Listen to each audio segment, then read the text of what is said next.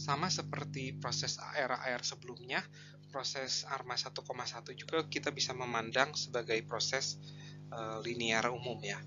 Caranya gimana ya, mirip seperti sebelumnya ya, yaitu -1 ditambah. Ya, di sini saya akan peragakan bagaimana mencari koefisien-koefisien dari psi 1, psi 2 dan seterusnya ya. Itu dengan lagi-lagi dengan menyamakan koefisien sih gitu ya. Nah, jadi sekarang si YT itu akan saya jabarkan ya sebagai proses linear umum ya. ET ditambah psi 1 ET min 1, psi 2 ET min 2 ya, psi 3 ET min 3 ya, dan seterusnya ini. Kemudian lagi-lagi si YT-1 pun sama, akan saya jabarkan sebagai proses linear umum ya. Psi 1 ET-2, psi 2 ET-3, dan seterusnya ya. Nah, ditambah ET min theta ET-1 ya. Oke, sekarang di sini saya akan menyamakan suku-suku yang mulai dari ET-1 ya. Kalau suku-suku ET mah sudah pasti ya, karena kan ini sama dengan ini. Oke, untuk yang ET-1, untuk sisi kiri saya dapatkan ini sama dengan V1, ya, hanya V1, tapi untuk yang sisi kanan saya dapatkan ini adalah V dikurangin theta. Ya. Oke, untuk yang suku ET-2, sisi kirinya itu psi 2, nah, sisi kanannya itu ini kali ini ya, V dikali psi 1 ya. Sudah ya, itu doang ya, karena di sini sudah tidak ada ET-2 ya. Jadi kemudian untuk suku-suku ET-3, psi 3 lagi-lagi sama dengan V dikali psi 2 ya. Itu doang sih. Jadi kita dapatkan formula umumnya. Jadi formula umum proses linear umum dari ARMA 11 adalah ini ya, VK sama dengan V dikali psi K-1, tapi untuk K-nya mulai dari 2 ya, dengan psi 1-nya sama dengan V dikurangin theta ya. Nah, ini adalah koefisien dari proses linear umum dari proses ARMA 1,1. Nah, untuk yang proses ARMA 1,2 atau 2,1 atau 2,2, kita bisa mencari koefisien psi 1, psi 2, psi 3, dan seterusnya dengan cara yang sama ya. Harusnya sudah cukup jelas. Sekarang kita masuk ke dalam subbab berikutnya ya. Jadi kita sudah belajar tentang subbab 4.4 ya, tentang proses campuran ya. Walaupun kita nggak membahas proses ARMA 4P, Q secara umum, tapi harusnya metodenya kurang lebih sama dengan proses ARMA 1,1 ya. Nah, kalau di sini sekarang kita masuk ke chapter 4.5, di mana kita akan membahas tentang proses MA ya, atau sifat invertibility dari proses MA. Nah, seperti yang kita tahu nih, proses MA itu tuh mempunyai jadi ada dua koefisien dari proses MA ya, sehingga menghasilkan fungsi autokorelasi yang sama ya. Dan ini tidak hanya berlaku untuk MA1 saja ya, tapi berlaku juga di MA2, MA3 dan seterusnya ya. Jadi kalau di MA2 tuh berarti kan koefisiennya tuh adalah theta 1 sama theta 2 nih ya. Jadi ada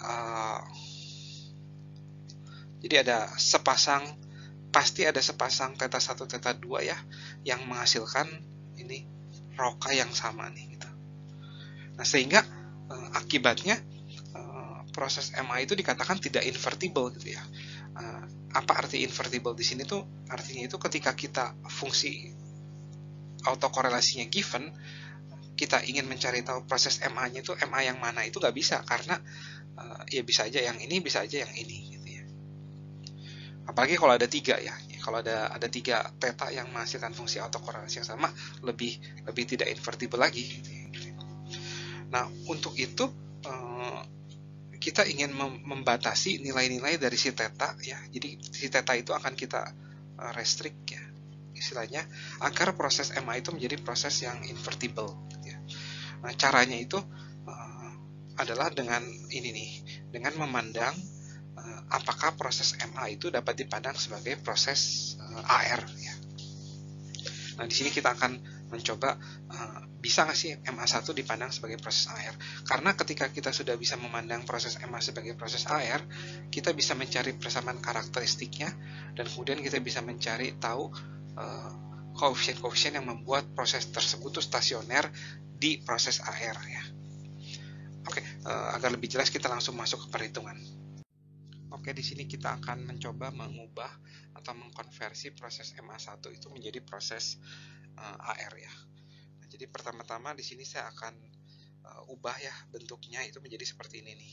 Ya. Jadi ET sama dengan YT ditambah theta dikali ET min 1.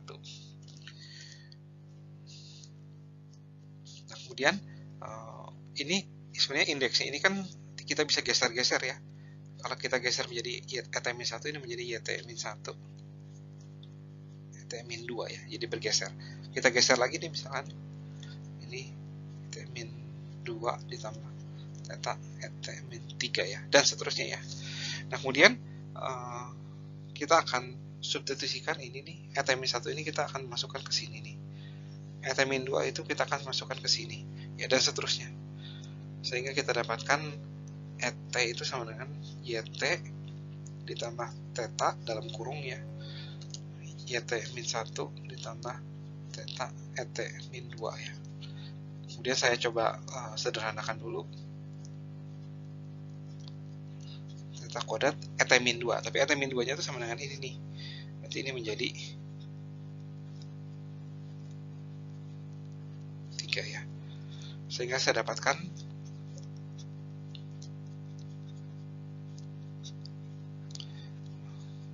ET min 3 nih. ET min 3 nya nanti saya akan ubah lagi menjadi seperti ini dan seterusnya nih.